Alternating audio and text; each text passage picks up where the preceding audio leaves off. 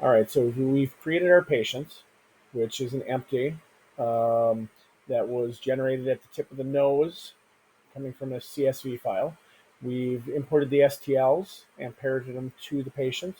We've renamed them. We've resized things accordingly, changed all of those things, and it's great. Now, if I go to the patient and if I rotate, we'll see that it's doing what I would expect. Tip of the nose is the center of the item. However, we can see that with the objects below, there's something else going on. Those things are still, their center is in a different location. So if I rotate this, there's a problem. Now, that may not be an issue. It depends on what you're doing. But in this case, I think for the moment, I would like to change the center of mass to the actual geometry. So what I'm going to do is under each item, I think I'm going to put in something along this line, which basically is just saying to set the origin, and we're inferring that it's the selected object because it's part of this for loop, and change the origin to the center of volume.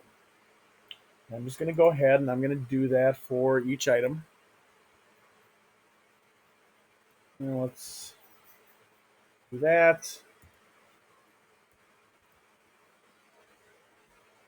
And do it here as well. And then let's go ahead and we'll run this and we will see what happens. Okay, so let's take a look and see what we have. If I grab this individual item, rotation seems to be fine. Mandible rotation seems to be based on its center. Looks like this is the case for all things. And we can see right here the dot denotes where the origin is. So let's call that acceptable, other than the fact that I rotated these things out of place, and move on.